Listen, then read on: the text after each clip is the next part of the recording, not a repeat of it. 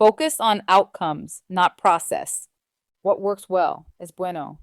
Prioritize the end goal while allowing flexibility in how the work is done. Great leadership is about empowering teams to achieve results without micromanaging every step. When the focus shifts to outcomes rather than rigid processes, it allows teams to explore creative solutions and work in ways that suit their strengths. Flexibility in how work gets done not only fosters innovation, but also keeps people engaged and motivated. AI can significantly enhance this approach by helping leaders monitor progress without stifling creativity. AI tools can track project milestones and performance metrics in real time, ensuring that teams stay on course toward the desired outcomes without the need for constant oversight. This allows leaders to focus on the end goals while giving their teams the freedom to choose the best methods for achieving them. By using AI-driven insights, leaders can identify bottlenecks or inefficiencies early, allowing them to intervene only when necessary. This supports a balance between giving autonomy and ensuring accountability, all while keeping the focus firmly on outcomes.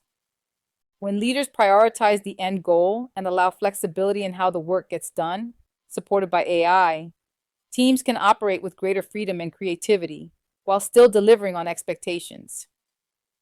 Real-world experience. Early in my leadership journey, I was given total freedom, and while this sparked creativity, at times it led to confusion. I hadn't yet learned the balance between flexibility and structure. Over time, I experienced both extremes, creating too much process that choked progress and providing too little, which left my team without direction. It took years of trial and error to find that the right amount of process empowers people, while the wrong amount holds them back. When I was promoted to corporate operations manager in 1998, I had little understanding of structured processes, which sometimes created both freedom and frustration.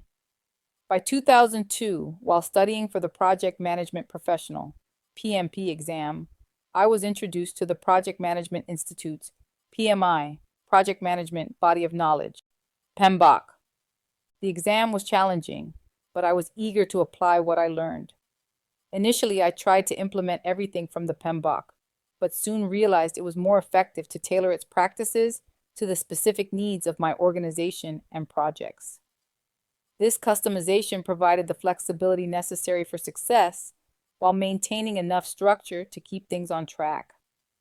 As I earned my rightful place within project management office, PMO leadership roles, I noticed a growing demand for project and program managers. However, in some cases, organizations didn't truly want these individuals to establish or follow up formal processes.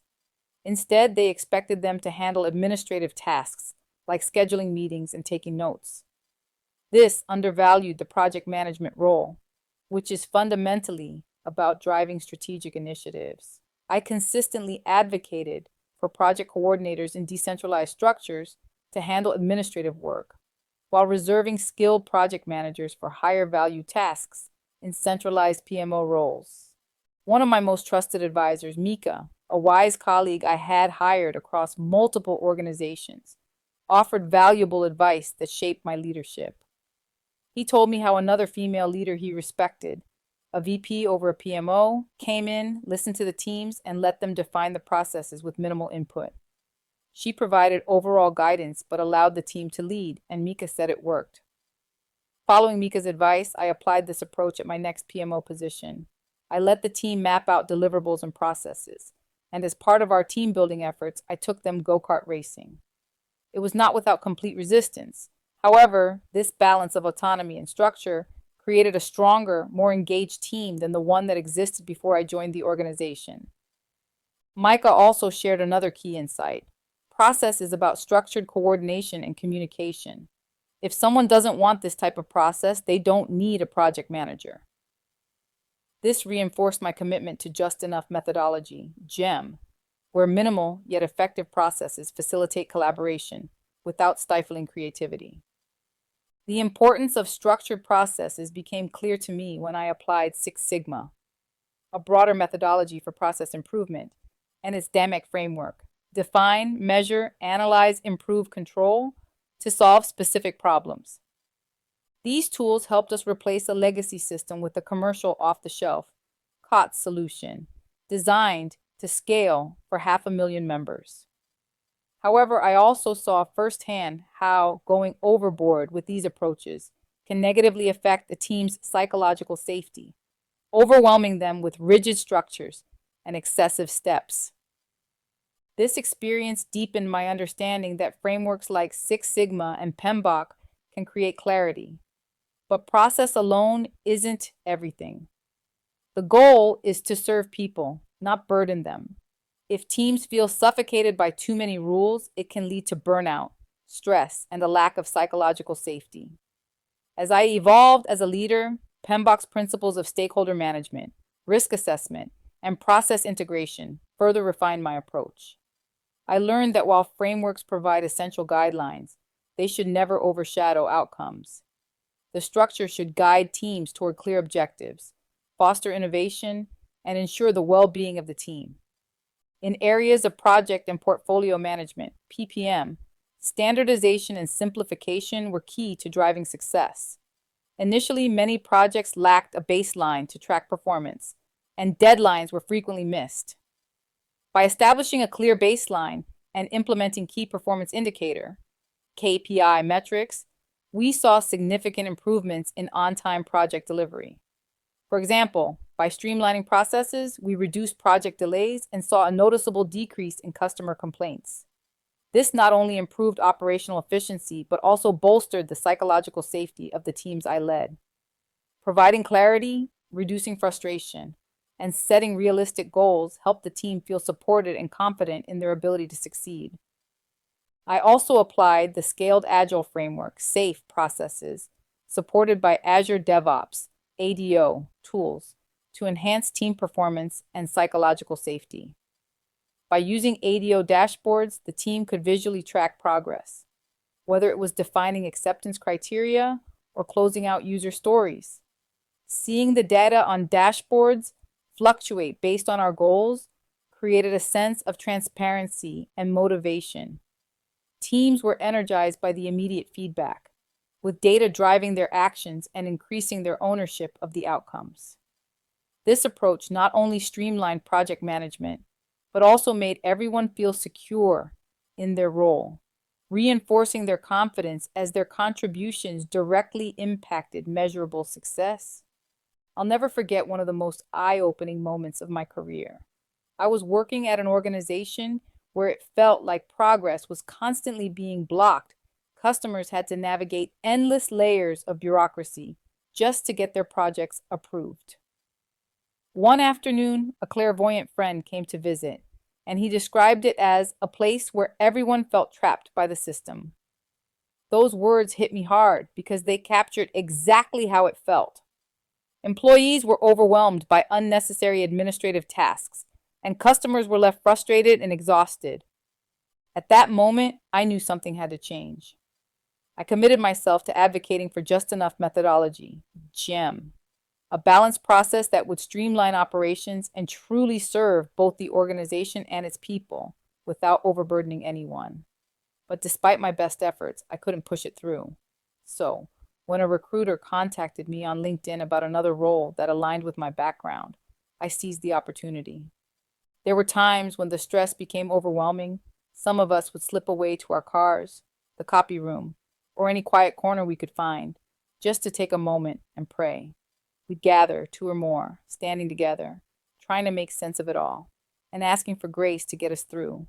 For many of us, that was the lifeline, the hope that there was something greater guiding us, navigating the chaos. Now, I don't consider myself overtly religious, but I do believe in God.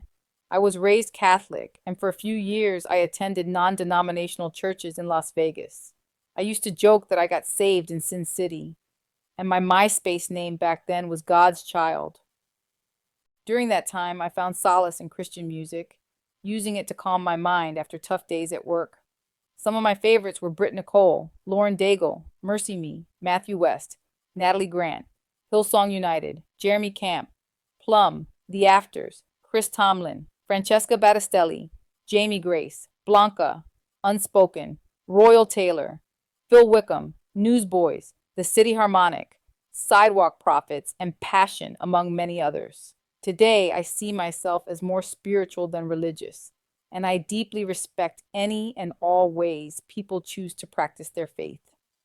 Whatever you need to get through the day, and no one should impose their views on you. We all have our own ways to stay grounded, and that's something I hold close. There was a period when things were particularly stressful, and one night I woke up to the sound of my laptop playing a Christian song from a CD, completely on its own. I hadn't touched it, and it was just there, filling the room with a sense of peace. I took it as a sign that I was being watched over, and that things would eventually be okay. That moment stayed with me, a reminder that even when everything felt heavy, I wasn't alone.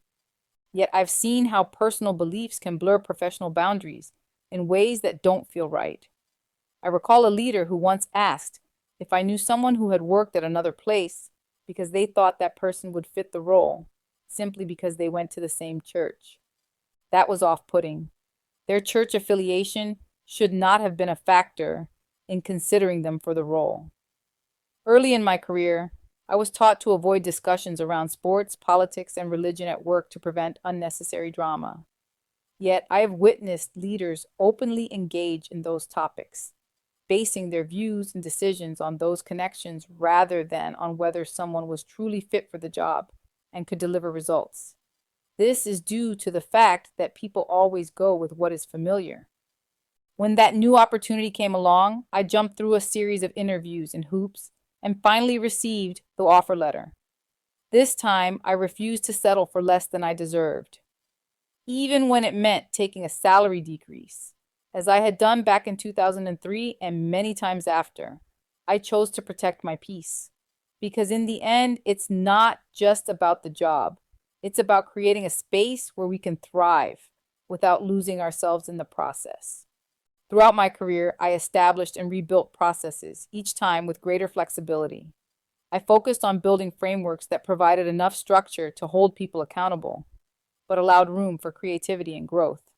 By focusing on outcomes, we reduced project delivery timelines and increased employee satisfaction through autonomy. This, in turn, created an environment where team members felt confident in their roles and contributions. However, I've also experienced the other extreme, when process becomes the enemy of progress. In one role, I felt forced to act as the process police, enforcing rigid procedures in an enterprise resource planning (ERP) system. The multiple layers of approvals slowed everything down, causing burnout and stalling projects. This experience taught me that over-engineering processes can be as harmful as having no process at all. What does not work so well? No bueno. Over-focusing on processes kills creativity, crushes innovation, and drains energy from teams. I've seen teams bogged down by rigid procedures in ERP systems and complex workflows, which killed motivation. When the process becomes the focus rather than the outcome, progress halts, and teams lose sight of their goals. The biggest lesson I've learned is that working products and measurable progress matter far more than the documents we create along the way. Documentation has its place, but it's the communication, coordination, and problem solving that add real value. The key is to find the right balance, enough process to provide clarity, but not so much that it stifles innovation. Just enough methodology. GM empowers teams to focus on what truly matters, delivering outcomes, keeping creativity alive, and ensuring that processes serve the people, not the other way around. In leadership, it's not about perfection, it's about progress. It requires the willingness to admit when you've gone too far in one direction and the courage to course correct. Step by step, day by day, I've carried those lessons forward, striving to be a leader who empowers my team rather than holds them back. Just as Whitney Houston's song reminds us, step by step, day by day. Leadership is a journey of learning, growth, and creating an environment of psychological safety where continuous progress can flourish. This concludes Chapter 36. Please proceed to Chapter 37, Collaboration. Breaking down silos for collective success.